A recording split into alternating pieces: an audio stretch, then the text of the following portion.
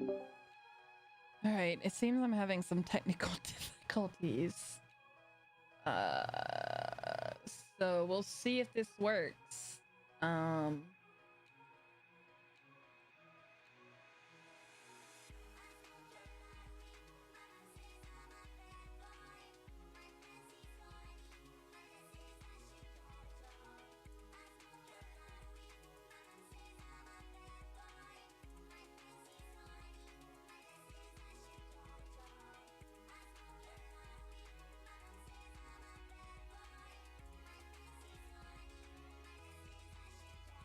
Okay, I think I may have figured out the technical problems this time around. I'm not sure. Okay. So we will see how this works.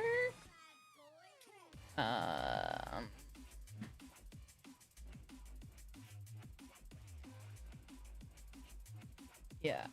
Okay. Okay. All right, are you ready to start a podcast? I am. You ready to start a podcast? Yes. All right. Well, hello and welcome to Learning the Law, a podcast on all things legal with a focus on current events where we try to teach you things in 1 hour. My name is Ashley, aka Phoenix Nymphy, and my co-host, who is the man of the hour and doesn't have to worry about technical difficulties, is my husband, Ron. This podcast is purely educational and should not be taken as legal advice. This podcast does not create an attorney-client relationship. This podcast is based on his interpretation of relevant law, and any opinions expressed are the opinions of the individual or individuals making them and do not reflect the opinions of any firm, company, or other individuals. Ron is a licensed practicing attorney in the state of California. Yes, I am. Since September of 99. And this week, the podcast is sponsored by Lawyer.com. With 10 plus years of matching experience and technology development, Lawyer.com is proud to make thousands of lawyer connections each week. Lawyer.com connects users nationwide with lawyers in all areas of law. Please use our referral link to help out the podcast and find yourself a lawyer in your area. Also, this is new. We are new here on YouTube. And actually, this is not going to be our home. This is temporary.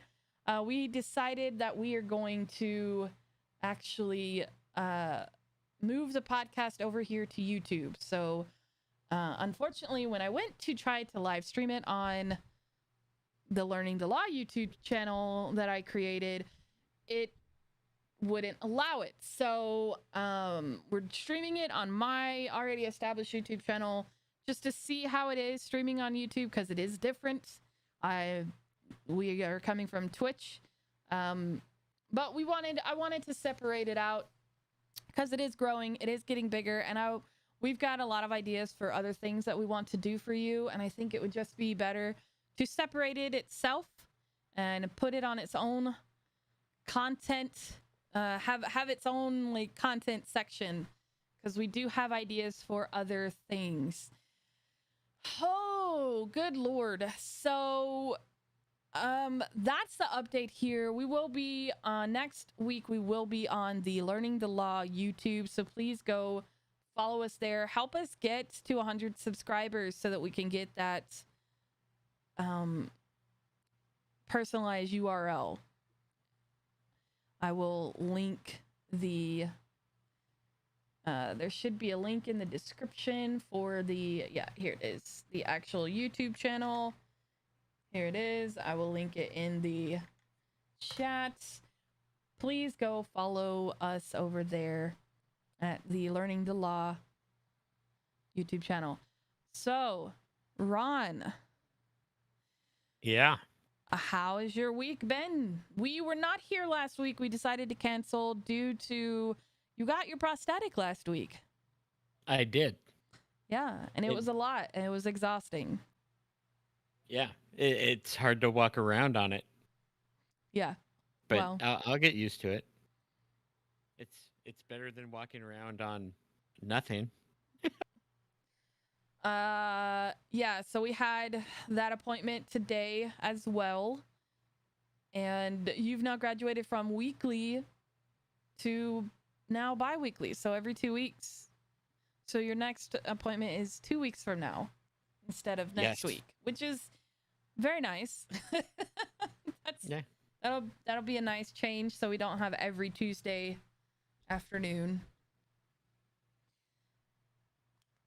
But that's like the biggest thing for us right now. We're just How gonna was your jump week? right into it. Like we're just gonna jump right into it. We're here to talk about the Texas abortion law. Just outright, we're here. We're here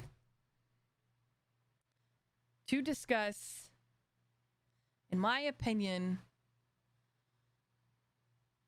the most evil and brilliant piece of legislature that exists to this day right now. And I hate to say it. The formal legal name is the Texas Heartbeat Act. Yeah. So Dolores Umbridge would be very proud of this bill. And the main thing that I have seen, okay, all right, you know what? Okay, I'm jumping too far ahead. Okay. It's not a bill. It's not It a is a bill, law. it is a law now. That is correct. That is correct. You're right. So just tell us, okay? Tell us. I have so many notes and questions and things I want to talk about. I don't even know where to begin. Well, first you want to start with Roe v. Wade and what that says, and then go into the Texas, or do you want to go into the Texas law and then compare to Roe v. Wade? No, we're going to do Roe v. Wade. We're going to start Roe v. Wade next week. I want to focus solely on the Texas, what the Texas abortion law Heartbeat Act states. I know a lot of you already know that after 6 weeks, you can't have an abortion according to the law. And people can sue someone if they suspect them of taking them to get an abortion, performing the abortion, and getting the abortion. But I know that there's more in it than just those two particular things. Yes, there is. Those are just the two biggest talking points that people have brought up, which are very important talking points, but we'll get to reason why. And the reason why we're addressing this now, well, the reason why we're not talking about Roe v. Wade first is because this happened last week. And the way I want to do it is I want to go through this and explain what is actually happening with this. And of course, we're going to touch on Roe v. Wade just a little bit, but this is going to actually be the jumping off point into our mini series for Roe v. Wade, because there's a lot to unpack there and there's a lot going on around that. And it's Roe v. Wade, abortion, this is going to be a very, very heavy topic. And I've been very hesitant on approaching it, but I feel like it is time with this act coming out. And of course, as soon as we start streaming, Remus makes his appearance. Of course. Every dead blame time. Every time. He's a glory hound. So that is where we're at with this. So let's learn what is actually in this particular thing. So I'll let you take it away. Well, first, a law has certain sections, and the first section, section 1, gives it its formal name, in this case, the Texas Heartbeat Act. Section 2 tells you that the legislature is the one that did it. Section 3 is where you get to the definitions. Okay. And this is where you find your interesting things. Detection of fetal heartbeat is subchapter H. And in that definition, it means cardiac activities or the steady and repetitive rhythmic contraction of the fetal heart within the gestational sac. Okay. Turn your phone. Okay, can you tell Yoda to shut up? Oh, I'm sorry. It's hard to keep a Jedi Master quiet. Well. Okay. Sorry about that, everyone. I better turn the ringer off too, just in case it's on. Yeah, there we go. Okay, and what that means is basically if you can detect the heartbeat with a variety of tests, that the fetus is sufficiently developed to actually have a heart. So Now, I just to give you all a little bit of information, a fetus's heartbeat can be heard. That's one of the first things that is formed. So it can be as early as 3 to 4 weeks after conception. yeah, but it won't be fully formed till at least 10 weeks. Right. So you, and just so you understand how the cycle works, because it seems either they don't understand, either our lawmakers don't understand or they don't care. I think it's the latter.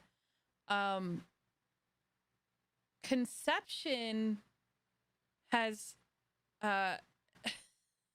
can only happen at a certain point in the month, and that is when we drop an egg.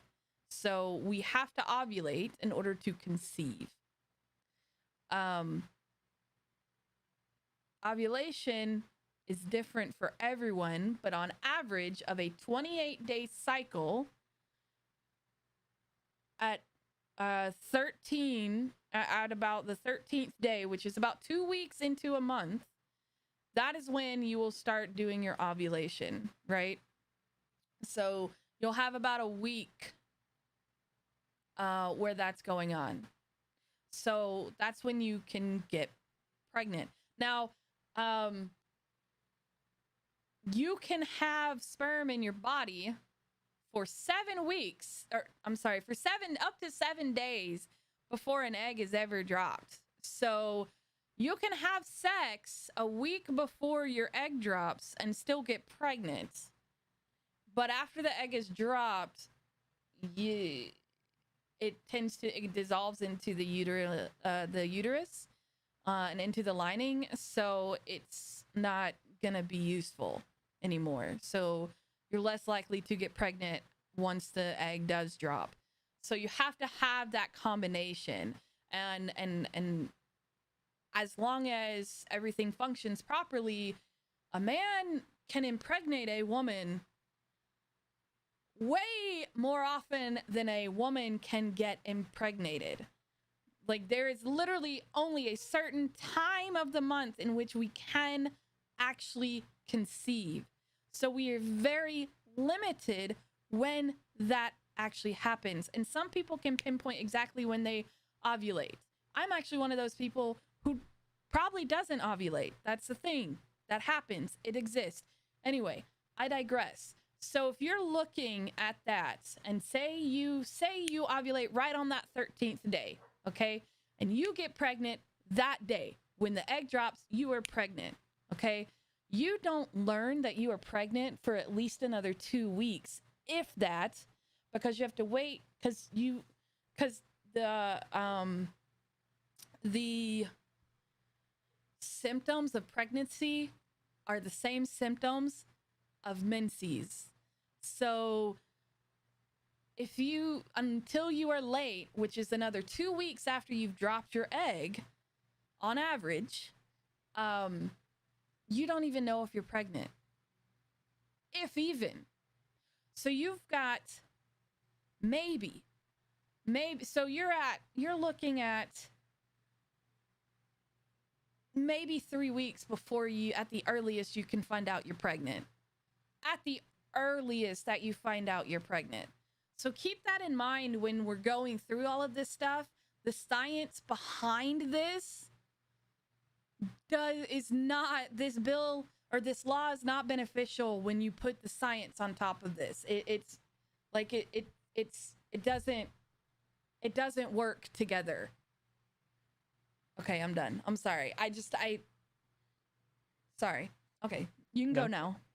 Okay. I just feel like that is very important when it comes to conceiving, because a lot of people are like, well, you don't know when you conceive. You don't actually know when you conceive. You never do. You don't know if you actually fertilize that egg because it's a crapshoot. Right. Okay. Then they go on to define pregnancy. And for the purpose of this law, pregnancy means a female reproductive condition that begins with fertilization, not implementation, So it begins at not birth. conception, is what they're Yes. saying. It begins. Yeah. You don't. Okay. You can't even. You don't even know when you conceive. You can backtrack and guesstimate after you find out you're pregnant, but you still. It's not 100. There's literally no way unless you are watching that egg get fertilized. You will not know. Right. So it's very possible that a lot of women have been quote unquote fertilized and don't know it. There are a lot of natural miscarriages that do happen because, like, you know, your 25%. yeah, your body actually does naturally miscarry, and it's just a regular period. It's just a regular period. There's no extra harm, there's no extra pain, no extra blood. It's just a regular period because your body is like, this is not a viable egg or a viable sperm, right? So just sorry, I'm going to be talking a lot about how women's bodies work side by side to this, because again, the science just does not support this law. So, and then B, it occurs when the woman is carrying the developing human offspring. So this does not cover conception v in vitro method. Okay, so you are not pregnant according to that, because you're not carrying the offspring until it gets implanted in you. Then you're pregnant. But while that fertilized egg is in the dish, you're not considered pregnant. But hold up. How does that make sense? Because according to them, life begins at conception. Well, you can conceive outside of a womb. Yeah. But for the purposes of this law, pregnancy occurs when the woman is carrying the developing human offspring. Okay, well, the science does not support. Okay, well, there are. Okay, all right, continue and then on. C, it's calculated from the first day of the woman's last menstrual period.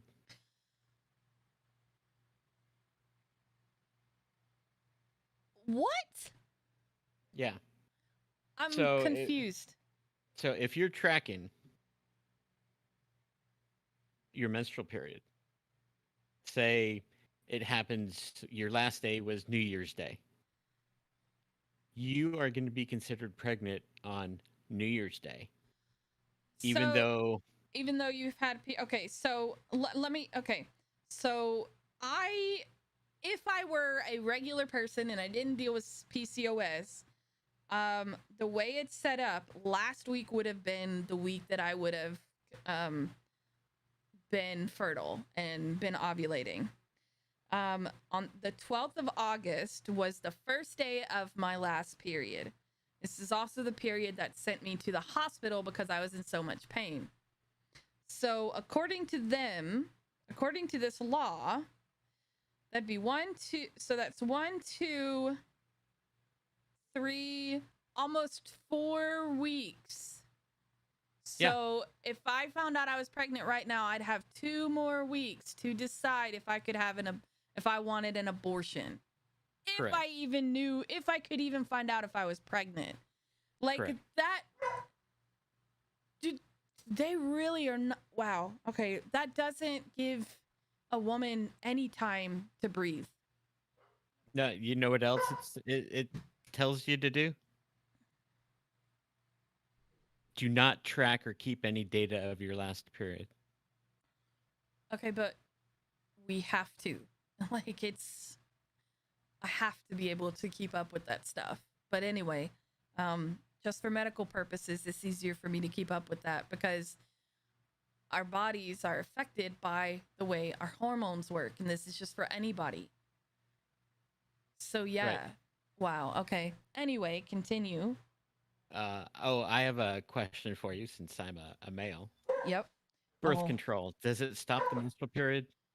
it can if you don't take the placebo pills at the end. So birth control is you're given like 28 days of pills, and at least the ones that I've had experience with, the last week is just basically water pills. They're just placebo pills with no hormones because Uh-huh. that's when your body should be that's when they want your body to like have the period. So if you don't want a period and you want to skip your period, you just skip that and start the next month's beginning. Because I have done that. Okay, so it's possible that people on birth control Could not have a period at all. could not have a period. Their last menstrual period was like 3 years ago. Yeah. Okay. It's also very possible for women with PCOS or people who suffer with PCOS that they don't have a period at all for years. And then all of a sudden they come up pregnant. That has happened too. It's very rare, but it is a thing that happens. It's very, very rare, but not having a period is actually a common issue among women. And having too many Okay. periods is a common issue. Well, I mean, what if you were like me in high school where I had a period every 2 weeks? When am I ovulating? If I am, right? Like, there's a lot of nuances that this is not considering because 1 out of 8 women suffer from PCOS. That's a lot of women. Yeah. Yeah. Then it goes on to define the fetus as a unborn child. And so throughout the rest of the law, they basically refer to it as an unborn child instead of a fetus. Okay. It's a fetus. Okay. The next section, section 171.202, legislative findings. These legislative finding is, for all practical purposes, what the legislature defines as the truth. Okay. So, my question on these things are did they bring any doctors in on this at all to discuss this? Or are these just all dudes just They should have. I don't know what kind of hearings they held for this. It's Texas, so no idea. interesting? Okay. Okay, the first finding. Let me find it again. Is that the fetal heartbeat has become a key medical predictor that an unborn child will reach live birth. I don't know if that's I'm true or sorry. not. Say that again? Fetal heartbeat has become a key medical predictor that an unborn child will reach live birth. That's not accurate. That's not accurate at all. You can absolutely have a heartbeat and then lose it because there was problems with the pregnancy. So that's not an accurate indicator of whether or not it's going to go full term. That's a lie. That's a bold-faced lie. I would have to see what kind of medical evidence they had to back up that finding. That is not accurate. Okay. Okay, the next finding. Cardiac activity begins at a biologically identifiable moment in time, normally when the fetal heart is formed in the gestational sac. Okay, the heart is still okay. Okay. Next, Texas has compelling interest from the outset of a woman's pregnancy in protecting the health of the woman and the life of the unborn child.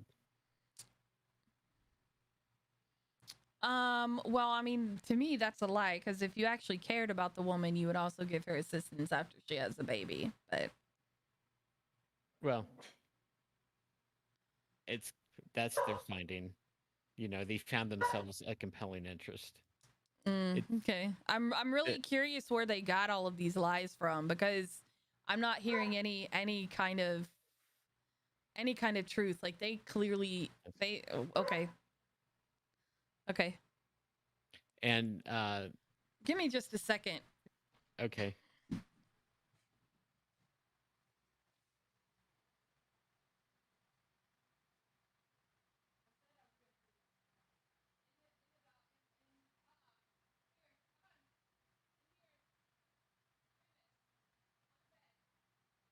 Well, he's in his crate. You can just. I want to put them in the bedroom so when he barks, I don't hear it. Okay. Come on. Come on. You hungry? Come on.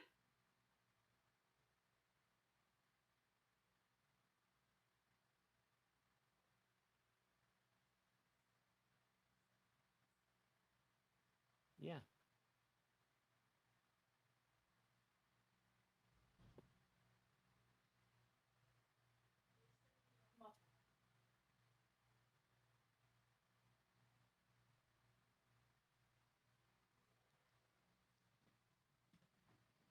Okay. Okay. You're back. Okay. All right. I I am was back.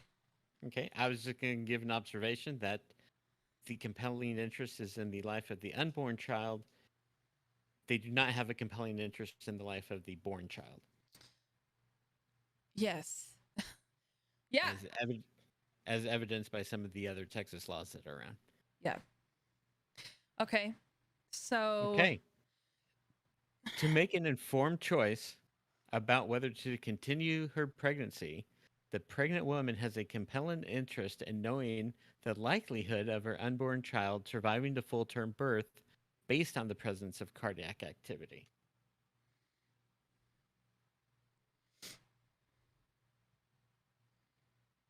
okay. What does that mean? That basically means that you're going to have to give the woman the results of the test of the fetal heartbeat, Oh, and okay. and she has to know that it's viable at that point to go full term. Okay. So, once you've told her, well, you got a heartbeat, you're screwed. She can't have an abortion according to this law. Basically, yeah. So, if a doctor said you're pregnant and didn't tell her that they found a heartbeat, she could then decide to have an abortion. Yeah. Okay. Now, the next section, 171.203, gives the requirements to detect a fetal heartbeat. So the major section here is B.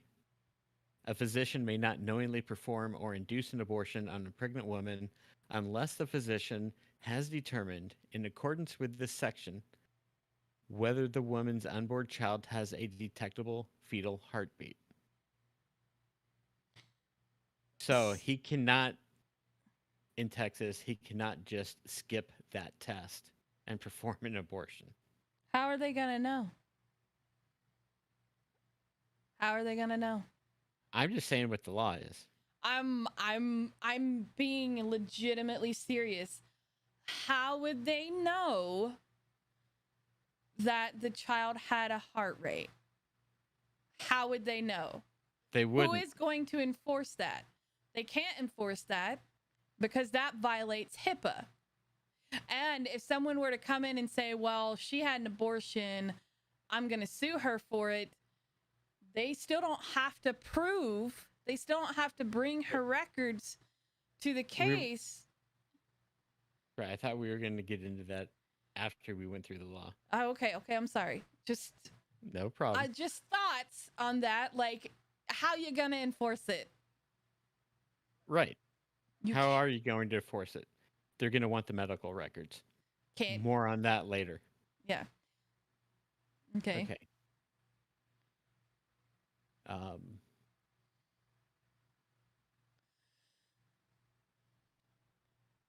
Okay. Section 171.204 is the prohibited abortion of unborn child with detectable fetal heartbeat.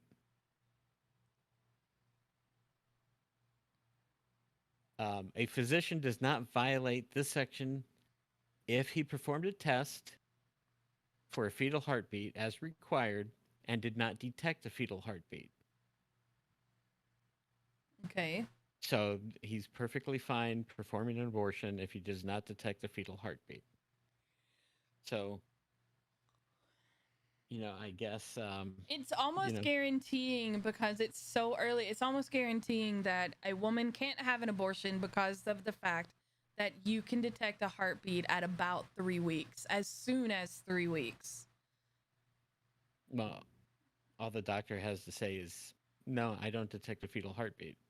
Who's Right. going to contradict him, even with the records? I know, If he I put know, I in the know. record, I'm just but saying, like, if a doctor, if there was an enforceable way to do this, which there isn't, I mean, how would they, like, anyway, moving on. okay. Trying to keep all my thoughts to myself, and it's not going very well. I know. I'm trying to get through this as fast as a lawyer can, so we can get to the discussion. Yeah, because I got a lot of opinions on this. Oh, I know.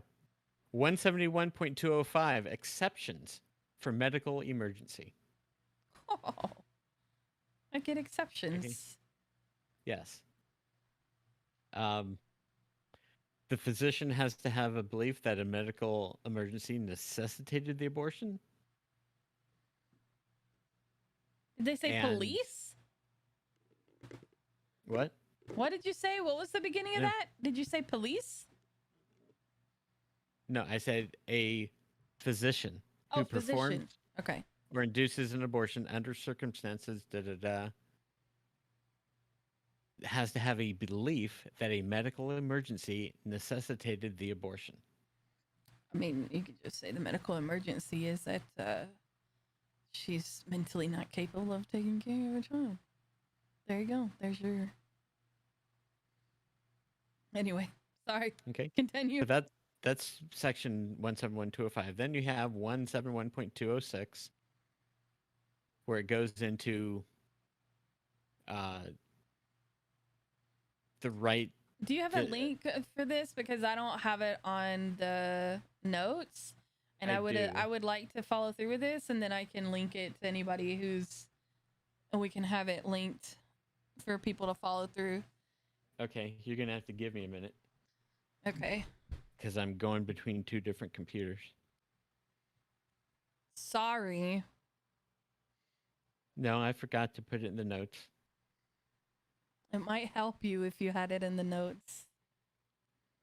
And me and everybody else. But this is a four. I'll put the link in the notes, but it's a 14-page. Yeah. Yeah.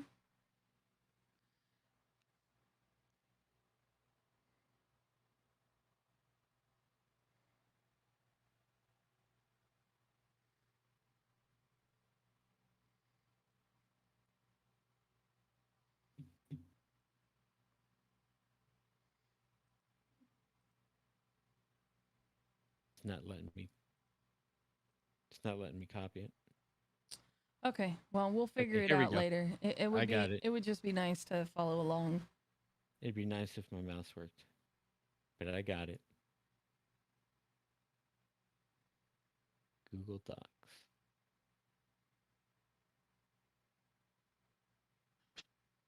All the technical difficulties today.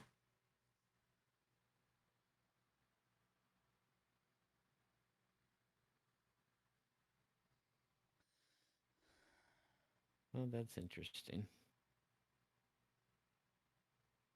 Just email it to me and be done with it, and I can put it in there while you're talking. Okay. Well, I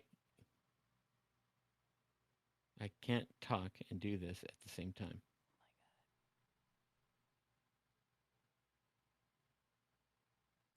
Do do do do do Okay, do I'm just gonna forward you the email. do do do do do do. What?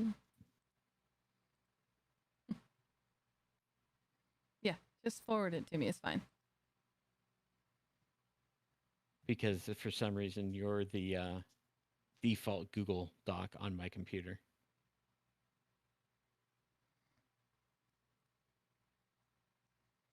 Okay, sent. Okay. All right. Now back to what you were talking about.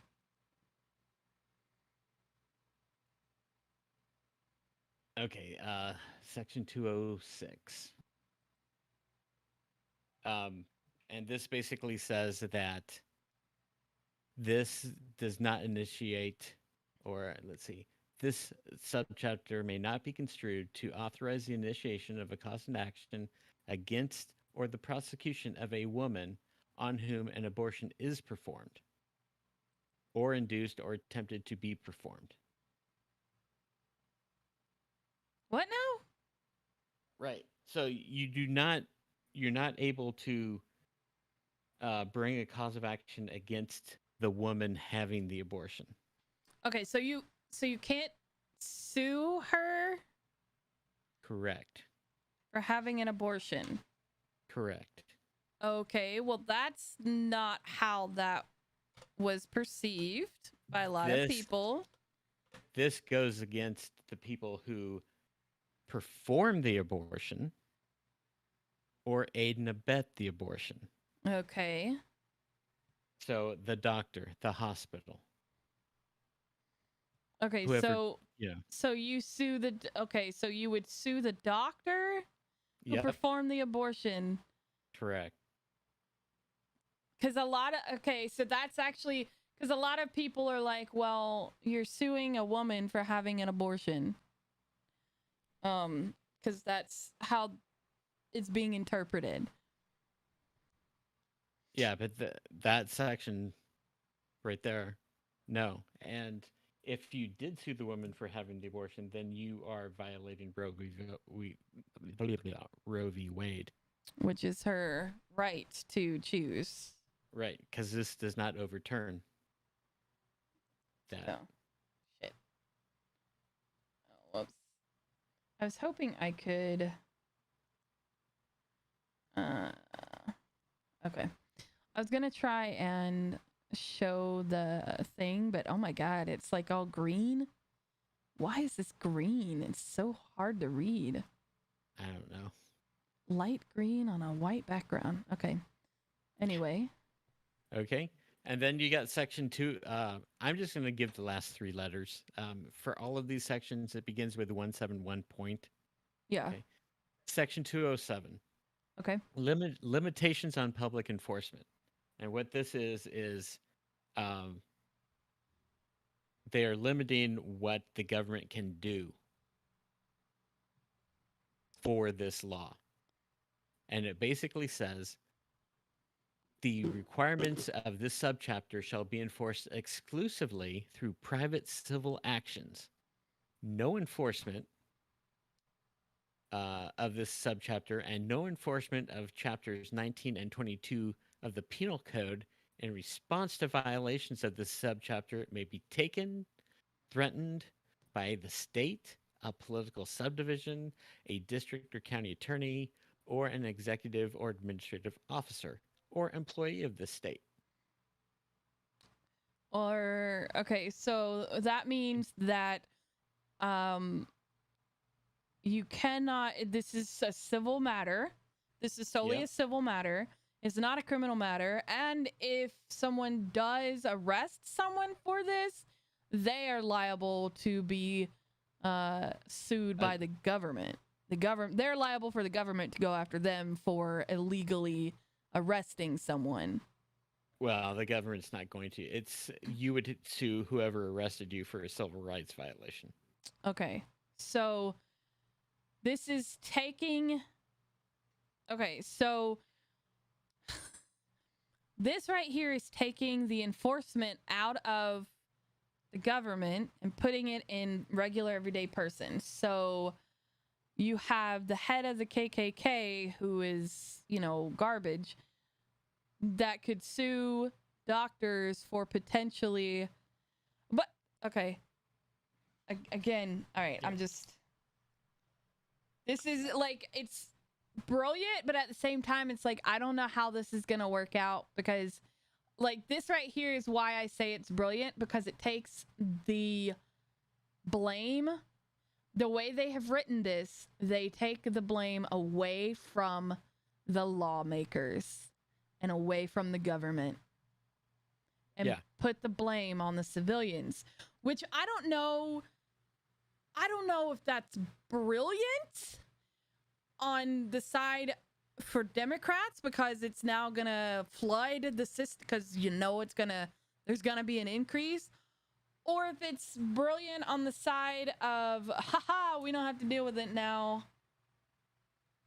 It's in that, and screw it, we did something, now they'll get off our, you know what I mean? Like, it's. Yeah, I know what you mean. It's weird. So, okay.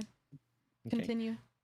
Section 208, civil liability for violation or aiding and abetting. Okay. Any person other than an officer or employee of a state or local governmental entity in the state may bring a civil action against any person who, 1, performs or induces an abortion in violation of this chapter. So when they say performs or induces an abortion, that means that the mother could be liable, because if she takes a pill, she's performing the abortion. She's inducing the abortion because she's taken the pill. The day after pill? Well, there's an abortion pill too. So. Oh, I gotcha. According to that, yes. According to previous passages in this law, no. This law is so contradictory on itself. That doesn't make any sense. So which is it? Okay. Well, that would be for the court to decide. But why would we waste our time? Like, why are we wasting our resources on this crap? All I can say is it's Texas. Okay. I guess if we waste our resources and time on this, then they can, deal with the people at the border and, get rid of them. Get rid of that problem. Well, everyone is debating this. They just passed a huge voter suppression law. So that's going to, anyway. Okay. Secondly, we can address that later. Any person who knowingly engages in conduct that aids or abets the performance or inducement of an abortion, including paying for or reimbursing the cost of an abortion through insurance or otherwise, if the abortion is performed or induced in violation of this chapter, regardless of whether the person knew or should have known that the abortion would be performed or induced in violation of this chapter. So insurance companies are liable for this. Yes.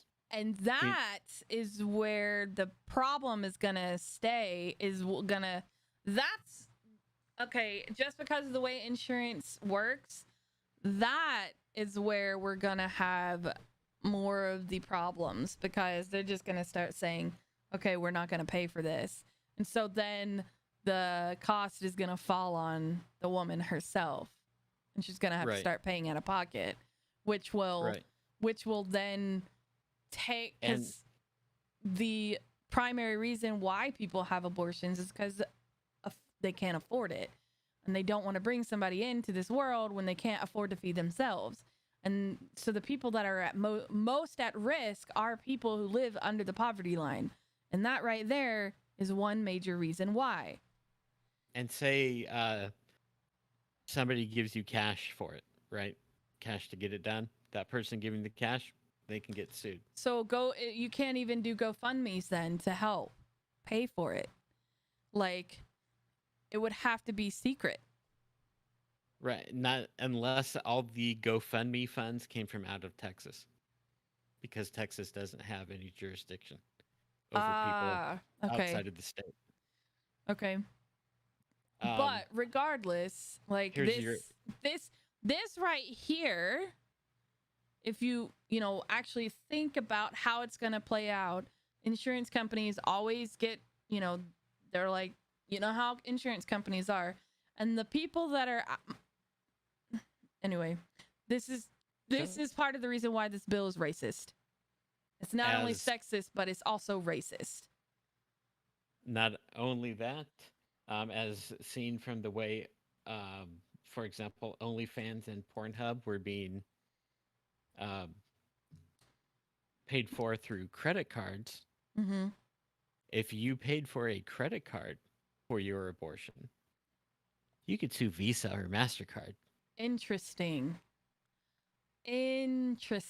Yeah. So like this definitely, this segment right here is definitely targeting poor people. And Right. Who are the ones that live the most under the poverty line? Marginalized communities. Now, families with women at the head. In litigation, and this has been true for, going back into the Middle Ages England common law, in order to sue, you had to have some kind of damage. That's another thing that I wanted to talk about. What are the damages of Joe Schmo suing the doctor? What are their damages? He hasn't been damaged, but they're still trying to give him standing to sue. So basically, one doctor could be sued by 10 million people at $10,000 apiece. Not only that, they don't have to pay, like everything will be covered. They don't have to pay for their attorney's fees, and they'll be awarded $10,000. But the thing is, like, no, they have to pay for their attorney's fees if they lose. If they lose, right. Right. But if they win, they're not responsible for it. Correct. And like, I know that we've still got so much more to go. I don't know that we're going to get through all of this because honestly, so far what I've read, it's contradictory in and of itself. And there's no way this is going to, it just, logically speaking, this is not going to last long. It's going to be shut down because you're going to overburden the system. You've got these people who aren't even you've got these people suing. Like, what are your damages? Like, how can you prove damages to sue somebody civilly? Like, there's just, you can't. So what the legislature did was, a little bit farther down, statutory damages in the amount of not less than $10,000. What does that even mean? That gives each person that sues a damage provided by law of $10,000 at least. So it defined the damages. Yes. Is what they did. But in reality, so, okay, if I were a judge and this came across my desk, I would be like, how does Bob from 2 counties away have damage? Like, how this? Because the legislature said so. But it doesn't! As the judge, you have to follow the law. And if there's statutory damages... What does statutory damages mean? Statutory damages means damages provided by the law. Okay, so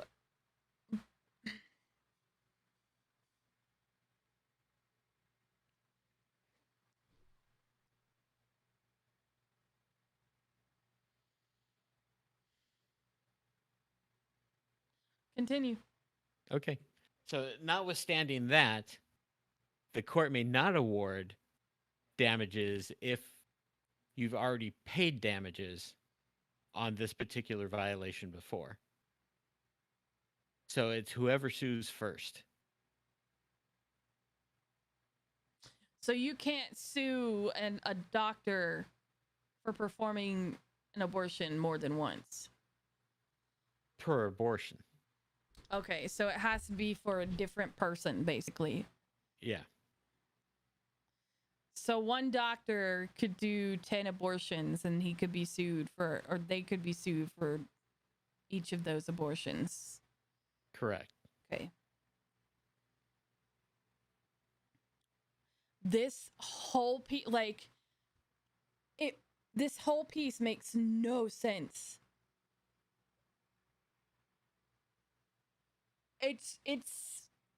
They did such a good job at writing up nonsense.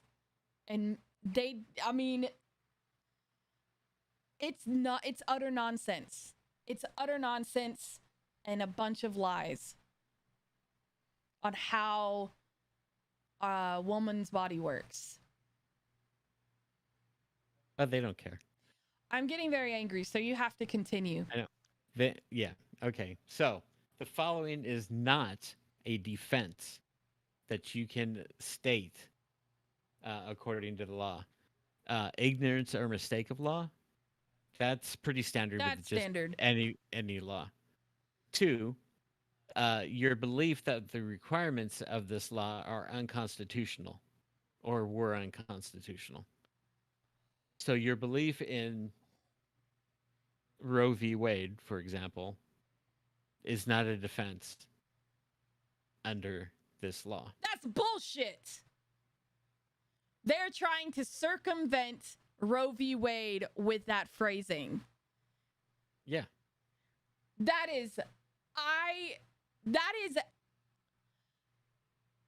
if I was on SCOTUS, I would look at them and go, excuse me? You just, excuse me? God, I hate Texas. But you've got judges on SCOTUS that were put there specifically to overturn Roe. But nevertheless. Yes, but I have actually read on what they have said, and Roberts is definitely one who's not a fan of this, actually, surprisingly. No. But you still have 5 others.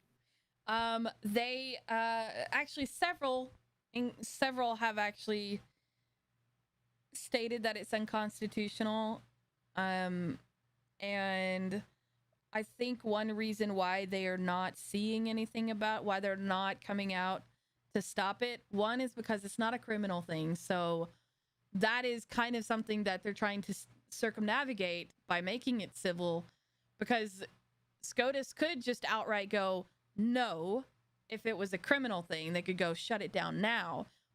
But that's also why they went this route that they went, so that it could be played out first, so that it could be played out, because what they're hoping is that it will gain momentum and continue going forward and winning, and they will be able to stay. But there is a case going up in October that will be challenging Roe v. Wade and could be the end of this. Yeah, which I think is also why they haven't said anything, because they do have a case coming up. And we'll go over upcoming Supreme Court cases at the end of September. Okay, so where are we at now? Okay. The affirmative defenses that you cannot use. Okay. You cannot rely on any state or federal decision that is not binding on the court. which, Roe v. Wade is binding on all the courts in Texas. So I don't know why they've even why they're trying to circumnavigate that. Like Um, it's a binding law. Like it's okay.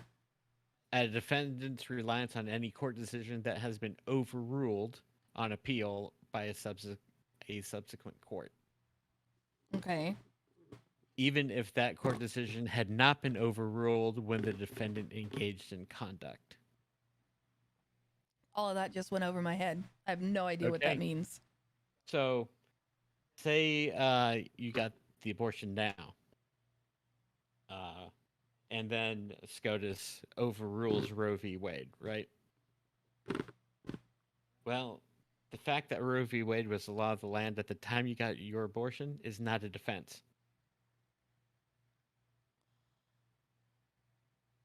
So if I got an abortion last month and Roe v. Yep. Wade was overturned next month and they sued me after that for the abortion I had, Yeah, it's not a defense. that's bullshit too. Oh my god. This is legitimately some Dolores Umbridge shit up in here. If you ask me, that one violates due process. Due process. What is that? You have a due process of law of knowing what the law is. Mm-hmm. That way you don't violate it. Yeah. And that's why mistake or ignorance of a law is never a defense to a criminal activity. Right. So basically what they're saying then is They're banking on the fact that Roe v. Wade will eventually be turned over and then they can go sue everybody. Yep. Now they do put in some defenses that you can use. Whoop-de-doo. A person that is sued under this law and reasonably believed after conducting a reasonable investigation that the physician performing or inducing the abortion had complied or would comply with this chapter. And what that means is you took somebody, for example, to a clinic and you believed in your heart that the physician was going to perform the fetal heartbeat, but he didn't, and induced the abortion in violation of this law, you would not be liable. They're putting so much pressure on the doctors and the insurance companies. That's what this bill is doing. This bill is leaning on the doctors and the insurance companies. They're leaning into the pockets. That's exactly holy sh. I hate to say it. It's brilliant. It's brilliant.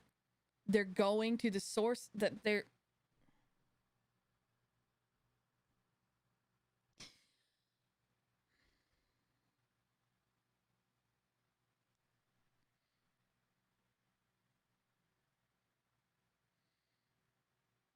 This is a smart piece of legislature from the GOP, and it pains me to say this because they are directly attacking where the money comes from and who has money. Because doctors are going to get tired of being sued. Nurses are going to get tired of being sued. And here's another one that you've got, a defense. This section may not be construed to impose liability on any speech or conduct being the abortion, protected by the First Amendment of the United States Constitution. What does that mean? That means if you have some kind of religious liberty, you're not going to be liable. So the Satanic Temple, Yep. I'm just going to put this out there. According to Jewish law, which is what Christian law is based off of, life begins at first breath, and there are already Jewish institutions who are gearing up to fight for this, to fight for the rights of their women. So, even Christians can use that defense because, according to the Bible, life begins at first breath.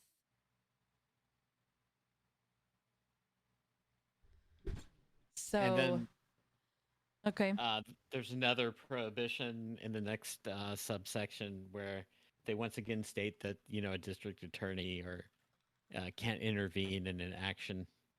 You know, uh, so once again, totally civil. And then they say, notwithstanding any other law, a court may not award costs or attorney's fees under Texas civil procedure to a defendant in an action brought under this section. So even if the defendant wins, they cannot be awarded attorney's fees. So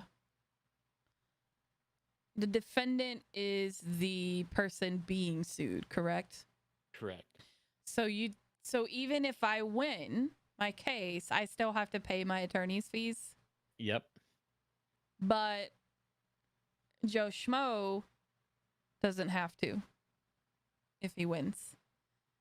If he wins, the defendant will end up paying the Does plaintiff's Joe attorney's Joe fees. Schmo doesn't have to pay the attorney's fees? No. They don't have to pay the fees for wasting everybody's time. Well, legally speaking, if they win, they're not wasting anybody's time. Okay. But if they lose, they still are not responsible. So, if they lose, they're going to have to pay their attorney's fees. You can't make... Okay, I get that, but they're not responsible for anybody else's attorney's fees, and they're not responsible for any other fees outside of their own attorney's fees. Correct. That's some bullshit. That completely destroys how the legal system, like, that's how what? Are you kidding me? Oh my God. Can we just get all of the people out of Texas that are there and don't want to be there, and then like just let the rest of them just like do whatever they want to themselves? Like, just let them implode? Because right now, like, I didn't like Texas. Like, I hated Texas forever. This is not selling Texas to me. No, but a lot of California companies are going there. Well, I will say that the only way to actually make a difference is to hit people in the pockets, which is exactly what this is doing. So those companies need to pull out of Texas. Just saying. I think we should start putting pressure on those companies. 7-Eleven is one of them. I love 7-Eleven, but you're in Texas. I don't like that. Okay, Section 209. They're discussing the undue burden defense. And they're putting limitations on it. So, Section A, a defendant against whom an action is brought does not have standing to assert the rights of women seeking an abortion as a defense to liability. Where's this section? Which one? 209A. 209A. Hold up, I'm trying to find it. I've lost. Okay, there's 207. Trying to find 208. Oh my God, I'm so lost in this thing. Oh, there it is. Okay. All right. Undue burden defense limitation. Okay. So what is...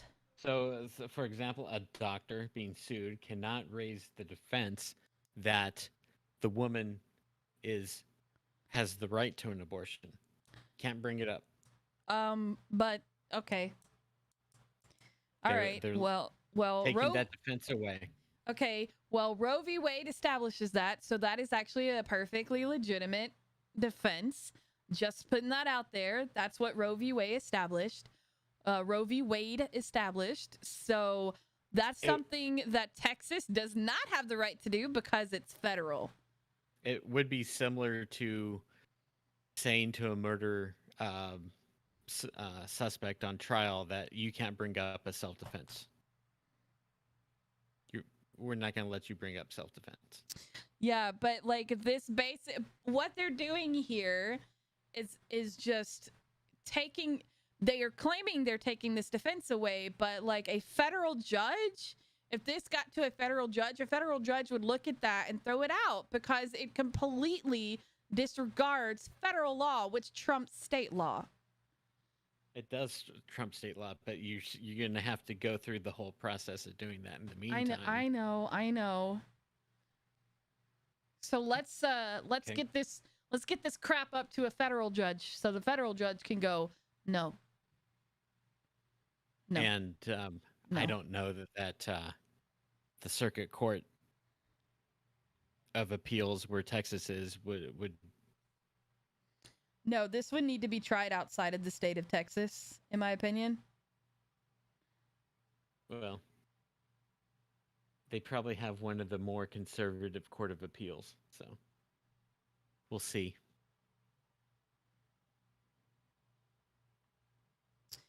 I'm just curious, how many lawmakers is this going to affect?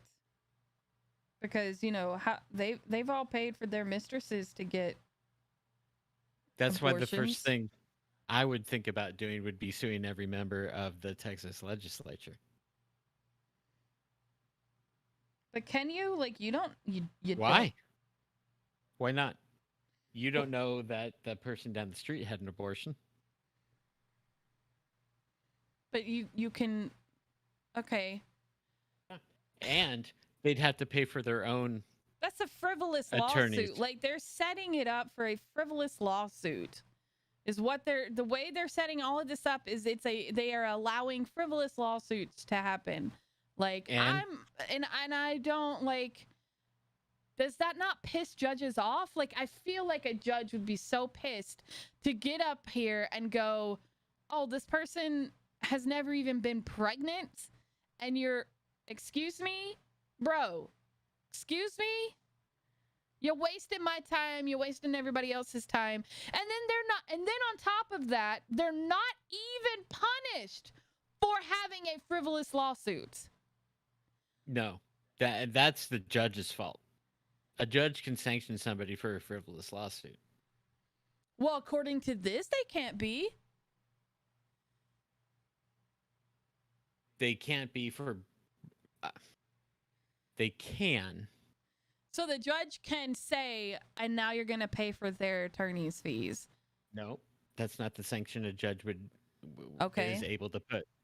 You can say you're going to pay the court for the time that you've wasted for your frivolous lawsuit.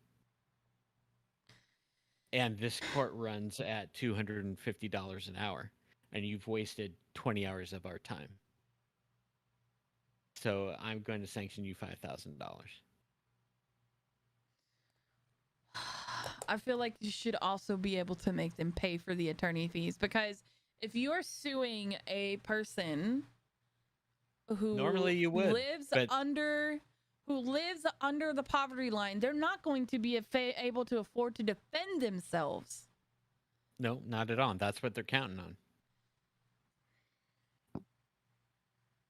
So you're going to have a lot of poor people owing $10,000 that they're not going to be able to pay. So they're going to have judgments on them, haunting them 10, 20, 30 years, unless they file a bankruptcy.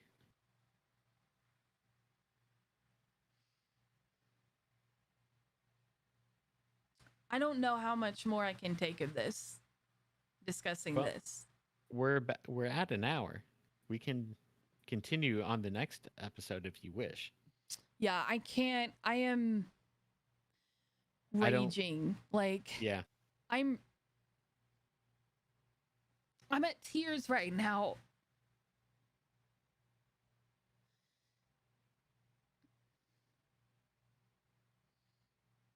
I'm so livid. And I know this is yes, it's a law, but this can be removed, but we can't sleep on it. We have to stay on top of it. And this is obviously going to take more than one podcast. So we're going to stop here because I don't think I can handle talking more about this today. I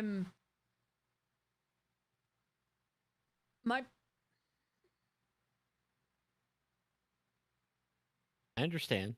And, stop. when we. Just let me talk.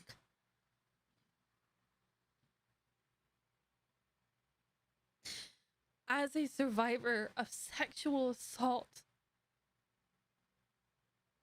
and rape, and as someone who has been lower middle class, just living above the poverty line my entire life, a law like this would devastate me. So I can only imagine how it would do for someone who lives under the poverty line in order to get raped and who makes minimum wage and can barely afford to live their own life and barely afford to feed themselves. Women of color are I'd have to pull up the stats, but according to the census, according to the most recent census stuff, we don't have everything from 2020, but this is in 2018. I'm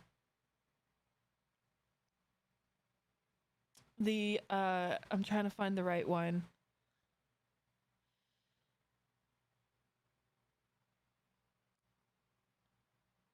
Yeah. So in 2018, Black women were about 23%. About 23% of Black women lived under the poverty line.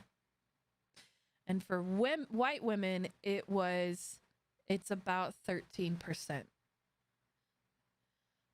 That's a big difference. And when you combine, Hispanic women are almost 20% of Hispanic women, and almost non-Hispanic, non-white women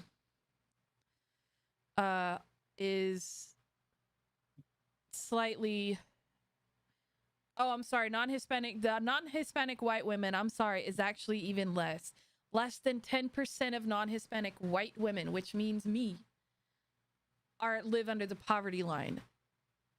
Okay. Versus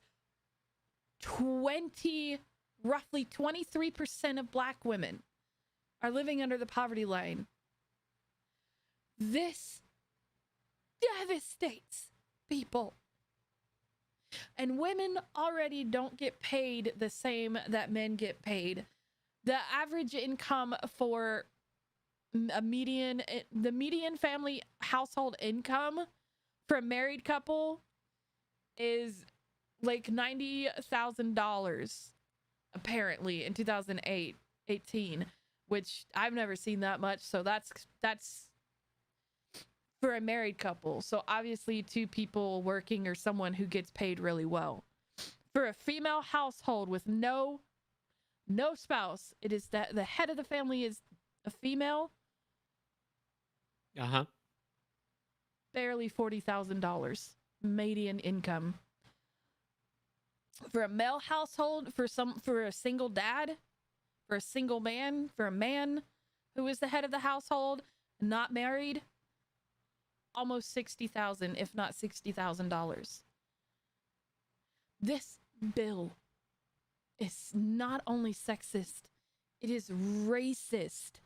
It is so awful and is such a horrible civil rights violation. This law, we have to fight it. This is not okay. this is just the tip of the iceberg too of what they want to do. And I don't think I can handle even talking more about it right now. So what I'm going to do is I'm going to end the podcast here. We will come back next week and go in depth even more about it. And I will start doing research on attorneys. We'll see if we can't use Ron's resources and find attorneys in Texas for you to help you during this problem. I know the ACLU is a big ACLU is already started. There's a lot of other. I will make sure to have that by next Tuesday, and I will have it available on the website. I would suspect the Southern Poverty Law Center as well. Yes, it's another good one as well, which is one that you always wanted to work for. Yeah. And you sort I've of heard them. you work for a company that's sort of like them. So that's so we're going to leave it here. And I know this is hard. It's very, very triggering for women. And I know my white woman tears, but you know what? I'm going to use them because this is devastating for all women, especially women of color. And this is not okay. This is really tough content. So thank you so much for listening. Thank you for being here and wanting to learn. If you like this podcast and you want to hear more, please don't forget to like and subscribe. Please follow and share in all your favorite places. We are now hosting this live on YouTube, so please come find us on YouTube. We're on Twitter at Learning the Law, so you can find all of those links and stuff there. We'll have links in the podcast notes. And you can use the hashtag Learning the Law, all one word, on social media and find us. You can find Ron on Twitter at NecroKijo, NecroKijo, and me at Phoenix Nymphy. And if you have any questions, please do not hesitate to ask. This is a really tough thing, and if you would like help, please, anyone in Texas who wants to help fight this, please let us know. If you have any available local, attorneys that are fighting and stuff and want them to be showcased, to let us know. But please, just, email us at twolazydogsmedia@gmail.com. And this feels so insincere closing it out like this, but please remember that you are so worthy. You are so worthy. Have a wonderful night. Bye, guys.